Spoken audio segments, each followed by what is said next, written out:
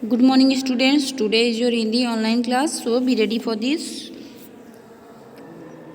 आज आप हिंदी ग्रामर में चैप्टर 27 रीड करेंगे। चैप्टर 27 का देखिए नेम क्या है, विराम चिन्ह।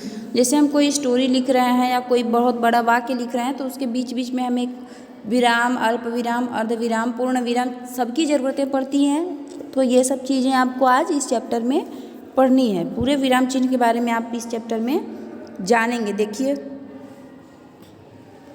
निम्नलिखित अनुच्छेद को ध्यान से पढ़िए। देखिए पैराग्राफ लिखा है, ये देखिए जैसे एकदम ऐसे ही लिख दिया गया है ना, इसमें कहीं ना फुल स्टॉप लगाया है, ना अर्ध विराम, पूर्ण विराम, कॉमा, कहीं कुछ नहीं लगाया है ना।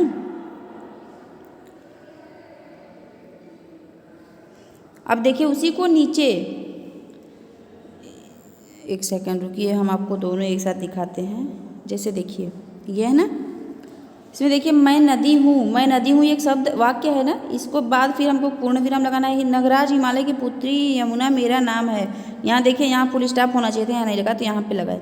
सतत बहते रहना मेरा काम है, यहाँ पे भी क्या होगा, एक फुल स्टॉप होगा।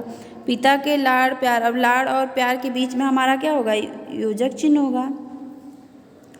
फिर मुझ में स्वच्छंदता दी है के बाद यहाँ पे हमारा क्या हो जाएगा, पूर्ण विराम होगा यहाँ। अब देखिए एक साथ उत्सुकता, जिज्ञासा, निश्चिंतता, कौतूहल, इन सबों के बीच में हमारा क्या लगाना है, कॉमा लगाना है।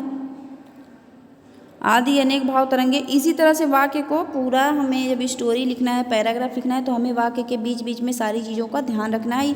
इसी को हम क्या बोलते हैं, विराम चिन्ह बोलते हैं। यही सब चीज़ों को हमको प्रकट करना आना है, कैसे करना है, ये आने के बाद हम जान जाएंगे कि हमें विराम चिन्ह करना आ गया है। विराम का अर्थ होता है यानी रुकना या ठहरना। जैसे हम एक वाक्य बोले उसके बाद हम थोड़ा सा स्टॉप होते हैं ना, रुकते हैं, हल्का सा ब्रेक लेते हैं, तो वहाँ पे हमारा क्या होना चाहिए, वहाँ फुल स्टॉप होना चाहिए यानी पूर्ण विराम।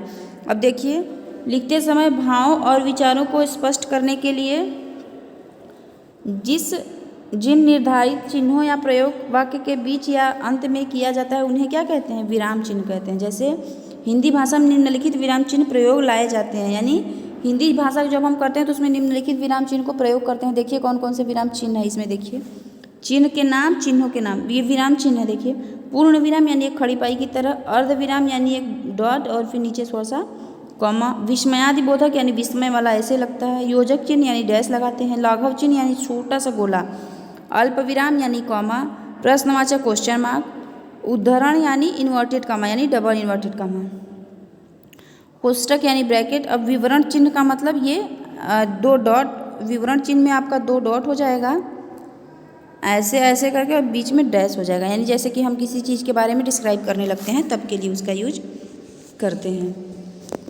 अब देखिए सबके बारे में जानते हैं। पूर्ण विराम, जब किसी बात को पूरा हो जाने पर इस चिन्ह का प्रयोग किया जाता है। यह वाक्य की पूर्णता का बोध कराता है, यानी जो पूर्ण विराम होता है यह वाक्य की पूर्णता का बोध कराता है। जैसे तुम स्कूल जाओ, मैं 6ठी कक्षा में पढ़ता हूँ, मैं इस पुस्तक पढ़ता है। अगला है अल्प विराम। अल्प विराम का अर्थ है थोड़ा या कम।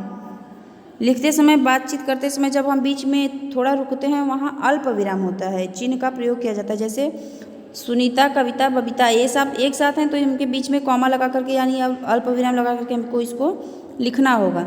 अगला है अर्ध विराम। इस चिन्ह का प्रयोग अल्प विराम से अधिक और पूर्ण विराम से कम देर तक रुकने के लिए किया जाता है, यानी जब अल्प विराम से थोड़ा ज़्यादा रुकना हो और पूर्ण विराम से थोड़ा कम रुकना हो तो हम इसका यूज करते हैं। जैसे वह बहुत दुबला पतला है लेकिन कमज़ोर नहीं है। सुनीता के दौरान, सुनामी के दौरान भयंकर तबाही मची, मकान के मकान गिर गए।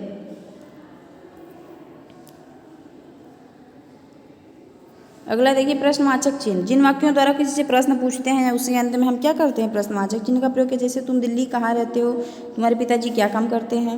विस्मयादि बोधक, इन चिन्ह का प्रयोग विस्मय, हर्ष, शोक, इच्छा आदि भावों को प्रकट करने के लिए किया जाता है। जैसे अरे तुमने मैच जीत लिया, हे प्रभु हमें बुद्धि बल दो, छी कैसी दुर्गंध आ रही है, आहा मैंने इस वर्ष परीक्षा में प्रथम स्थान पा लिया। यानी हम विस्मय हो गए, आश्चर्यचकित होते हैं किसी चीज़ को सुन के, तो वहाँ विस्मयादि बोधक चिन्ह का प्रयोग करते हैं। देखिए अगला है उद्धरण चिन्ह। उद्धरण चिन्ह में दो होता है, एक गहरा उद्धरण चिन्ह और दोहरा उद्धरण चिन्ह होता है। तो जैसे हमें देखिए किसी चीज़ को इंडिकेट करना है तो हमें गहरा यूज करते हैं, और जब हमें किसी का कथन कहना होता है तो फिर क्या कहेंगे, उसके लिए दोहरा उद्धरण चिन्ह का उपयोग करते हैं। योजक चिन्ह यानी जो जैसे दो एक साथ मिलता जुलता शब्द आता है उसके बीच में हम योजक चिन्ह लगाते हैं। इस चिन्ह का प्रयोग दो शब्दों को जोड़ने या तुलना करने के लिए तथा द्विरुक्त एवं युग्म शब्दों में किया जाता है। जैसे रात और दिन यानी रात दिन, आना और जाना यानी आना जाना, घर घर यानी गांव गांव, आज कल दिन रात में भी योजक चिन्ह लगा है, आना जाना में भी लग गया है, ऐसे ही योजक चिन्ह लगता है। अगला है देखिए कोष्ठक। वाक्य से संबंधित जो जानकारी अलग से देना है उसे कोष्ठक में दिया जाता है। कोष्ठकों का प्रयोग प्रायः वाक्य के बीच में होता है। जैसे कान्हा कृष्ण अर्जुन के सखा थे, यानी कान्हा लिखा तो आप कान्हा तो जान रहे हैं, अगर मान लीजिए नहीं समझने में दिक्कत हुई तो बीच में क्या कर दिया, कृष्ण कर दिया, जो अर्जुन के सखा थे। इस तरह से कोष्ठक का प्रयोग करते हैं। अगला है देखिए लाघव चिन्ह का मतलब जैसे कि हम बताते हैं किसी नाम के आगे डॉक्टर लिखना है तो हम डा लिख के छोटा सा गोला बना देते हैं, वहीं लाघव चिन्ह होता है। इस चिन्ह का प्रयोग शब्द को संक्षिप्त रूप में लिखने के लिए किया जाता है। जैसे बैचलर ऑफ आर्ट, बीए को हम ज़्यादातर लोग बीए बोलते हैं, लेकिन बीए शॉर्ट फॉर्म है, बैचलर ऑफ आर्ट इसका फुल फॉर्म है। मास्टर ऑफ आर्ट यानी एमए, डॉक्टर डा लिख के देखिए लगाया ना, ये पूरा डॉक्टर का फॉर्म है, MLA। अगला है विवरण चिन्ह, यानी जब से दो डॉट हो गया एक डैश हो गया योजक चिन्ह का, तो इसको हम क्या बोलते हैं, ये विवरण चिन्ह होता है। इस चिन्ह का प्रयोग विवरण देने के लिए किया जाता है। इसका प्रयोग अब कम होता है जा रहा है। जैसे प्रतिभागियों के नाम निम्नांकित हैं, ऐसे करके हम बता देंगे कि जो नाम है उनको हमको नीचे लिख के लिस्ट में बना के दिखाना है। मेरा विवरण निम्नानुसार है, यानी विवरण है बता रहा है। संज्ञा के 3 भेद होते हैं, इस तरह डैश करके इसको विवरण चिन्ह बोलते हैं। ठीक है, यह चैप्टर आपका कंप्लीट हुआ। इसका एक्सरसाइज का PDF मैं आपको सेंड कर दूंगी। Okay, thank you.